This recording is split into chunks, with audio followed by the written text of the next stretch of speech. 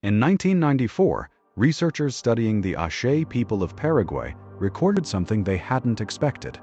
Adult men, experienced hunters who moved through dense forest without hesitation during daylight, described a completely different relationship with that same forest after dark. Not fear exactly, something closer to permanent readiness. A switch that flipped the moment the sun dropped and stayed flipped until morning. One sound, one crack of a branch in the wrong direction could change everything. And this wasn't unique to the Ache. Nearly identical behavior shows up in isolated hunter-gatherer societies across completely unrelated continents, groups with no shared history, no shared language, no way of copying each other's habits. Which raises a genuinely strange question. If this reaction isn't cultural, then where did it come from? And why did it show up everywhere at once? The short answer is that it didn't show up everywhere by coincidence. It showed up everywhere because it was built into the same nervous system, inherited from ancestors who all faced the identical problem, long before any of these groups existed separately at all. Here's the piece most people miss. Daytime and nighttime weren't just different lighting conditions for early humans. They were, functionally, two different worlds, governed by two different sets of rules. During the day, human vision is exceptional, among the sharpest in the animal kingdom for detecting movement, color, and detail at distance. At night, that advantage collapses almost completely. Human night vision is mediocre at best, especially compared to the predators sharing the same landscape. Lions, leopards, hyenas, all evolved eyes built specifically to exploit low light, while human eyes essentially went dark alongside the sun. This mismatch mattered enormously because it meant humans lost their best sense at precisely the hours when danger increased, and evolution doesn't leave a gap like that unaddressed for long. Hearing stepped in to cover what vision could no longer do. Studies on auditory processing show that human hearing sensitivity actually shifts slightly during low-light conditions, becoming more attuned to sudden, irregular sounds, the exact acoustic signature of something moving through brush, rather than wind moving through leaves. This isn't conscious effort.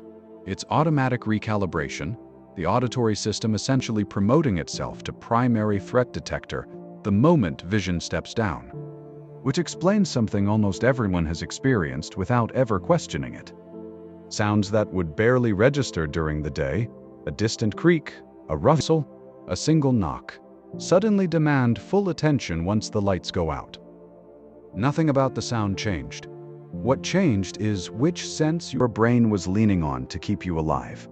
But raw sensitivity alone doesn't explain the depth of the reaction, the way an unexplained sound can trigger something close to panic in an otherwise calm adult. For that, the story needs one more piece, and it comes from an unlikely source.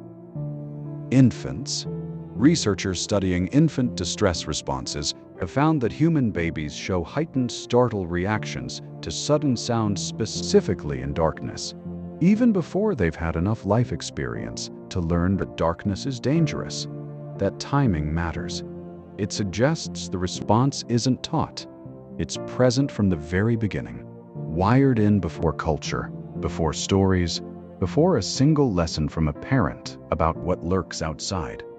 Something in human biology arrives already expecting the dark to be a place worth fearing, or at minimum, a place worth paying very close attention to. Now, stretch that infant reflex forward across an entire lifetime, sharpened by real experience, reinforced by every genuine close call an individual or their ancestors ever survived, and you start to see how deeply this got embedded. Not as superstition, as inherited risk assessment, running quietly in the background of every human nervous system, regardless of geography, regardless of era. There's a chilling twist buried in the archaeological record too, one that adds real weight to all of this. Bone assemblages at several early hominin sites in South Africa show tooth marks consistent with large cats, and the pattern of remains suggests these predators specifically targeted individuals during nighttime hours when groups were least able to defend themselves. This isn't speculation built from behavior studies alone. It's physical evidence, written directly into fossilized remains, confirming that the fear wasn't abstract. Early humans who ignored strange sounds at night sometimes simply didn't survive to have descendants. The trait quite literally selected itself out of the gene pool, generation after generation, until only the cautious lineage remained. That's an uncomfortable thought, but it clarifies something important. This isn't a leftover glitch from a bygone era, the way people sometimes describe outdated instincts. It's closer to a filter, one that ran continuously for hundreds of thousands of years, quietly removing anyone too relaxed about the dark from the human family tree, before they had the chance to pass that calm forward. Which brings the story to now, to a species living almost entirely free from the predators that built this system in the first place.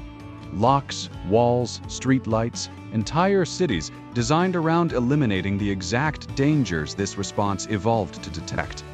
And still, the reaction hasn't gone anywhere. Still fires at full strength over sounds that turn out to be nothing more than settling wood or a passing car. Not because the fear is broken, because the timeline required to remove it hasn't come close to catching up with how quickly the danger actually disappeared. Evolution moves in tens of thousands of years. Cities took a few thousand, streetlights took less than 200. From a biological standpoint, we're still practically standing at the edge of the forest, blind in the dark, waiting to find out whether that sound behind us was wind or something worse. So the next time an unexplained noise pulls you upright in the middle of the night, consider what you're actually feeling. Not irrational anxiety, not an overactive imagination. A direct transmission from every single ancestor who ever survived a night they weren't supposed to, passed down unbroken, still doing exactly what it was built to do. Thousands of generations after the last predator that mattered stopped waiting outside.